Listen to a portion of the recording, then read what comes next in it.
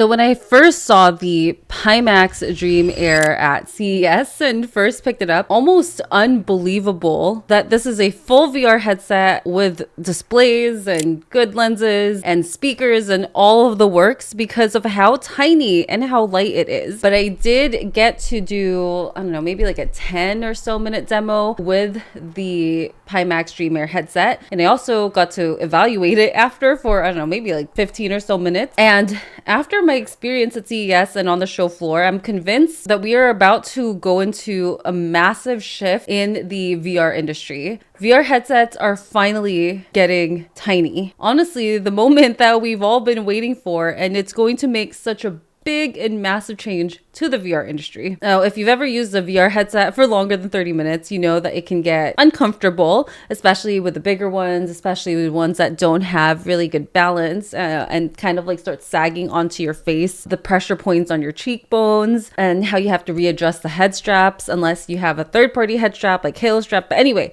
it is a struggle. For example, the Meta Quest 3 weighs about 500 grams. Apple Vision Pro is even heavier at like over 600 grams. And that's a lot of weight to have on your face. We did start to see smaller headsets like the Big Screen Beyond. So thank you, Big Screen, for being a trendsetter. But what I saw at CES is not just one company trying to make smaller headsets, but many companies trying to make smaller headsets. I think we're going to start seeing a trend emerge of a lot of VR companies going smaller. And this really is one of the biggest barriers for VR to go mainstream. Is a lot of people say, oh, it's so big, it's so heavy, it's so uncomfortable. And now that it's smaller, it's going to make such a big difference, especially because we're starting to see smart glasses get better at CES. And I do have an entire video where I talked about how impressive the smart glasses technology is, which I will link down in the description below. At CES, we did start to see better and better smart glasses. To be honest, smart glasses that will probably be able to run VR experiences, if I'm honest. Like, there were some really good ones, even ones with hand tracking. Anyway, point being, smart glasses getting more popular, people are getting more into it, they're getting better. So they're kind of, smart glasses are kind of going like this. And then the VR headsets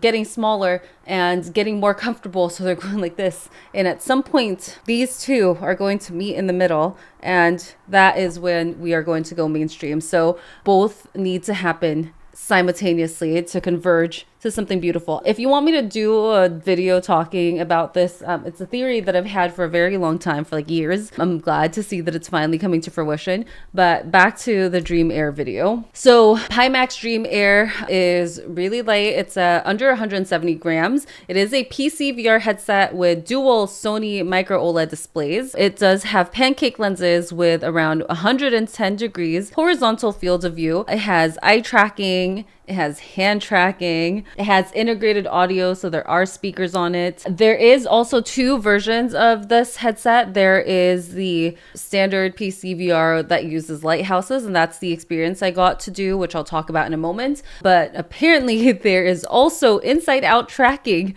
version of this headset, which I'll get more into why that's such a big deal. But I did get to see it, and it looks exactly like the standard version, a couple $100 more expensive, and you do see like the little cameras on the front. All right, so on to my hands-on experience. I got to do it for about 10 minutes. There was lighthouses. It was a racing experience, which was fantastic. Colors, so good. Field of view, great. I had such a lovely experience. Like, it was very, very immersive. I was really impressed. And also, like, the audio on the speakers, I mean, granted, I'm on the show floor at CES where there's like hundreds of people talking simultaneously, so it's quite loud, but I could still hear the audio from the game, which I thought was impressive. I would need to test it at home to be able to tell you how good the audio was actually, but I could hear it on the show floor, and it was really light. Like, it felt so light. It was really, oh man, it was just such like a literal weight lifted off my shoulders, but I guess off of my neck is an accurate phrase. The only thing that was uncomfortable was that the facial interface was a little bit tight, so it was kind of like squeezing my face a little bit, but it was a bendy and flexible material, so I wonder if I use it over time, it will just stretch, or maybe there's different sizes for people, I don't know. But that was the only thing that I was a little bit concerned about. According to Pimax, they are going to have different accessories for this. So the headset that I tried just kind of wrapped around your head, over the head strap, halo strap, etc.,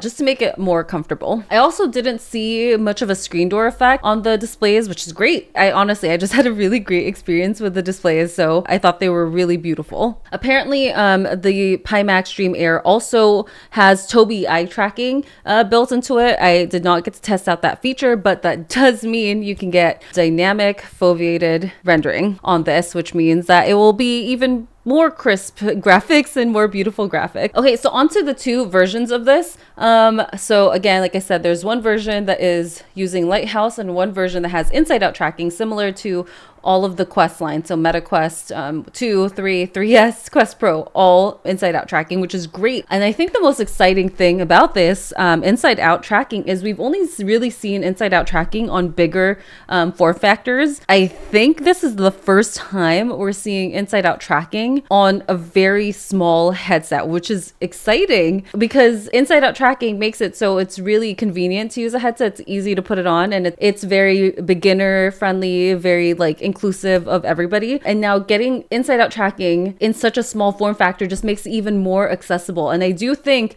that this is the beginning of VR becoming more mainstream.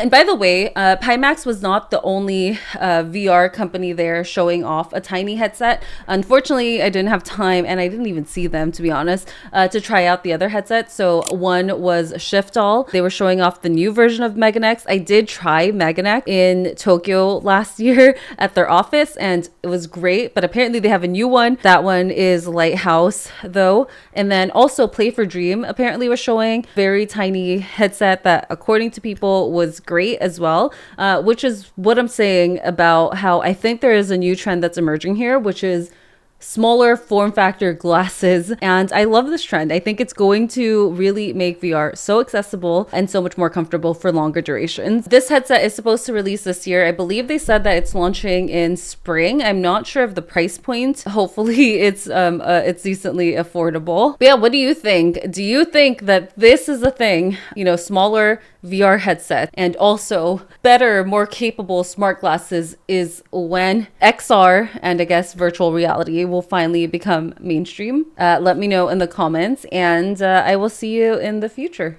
Goodbye.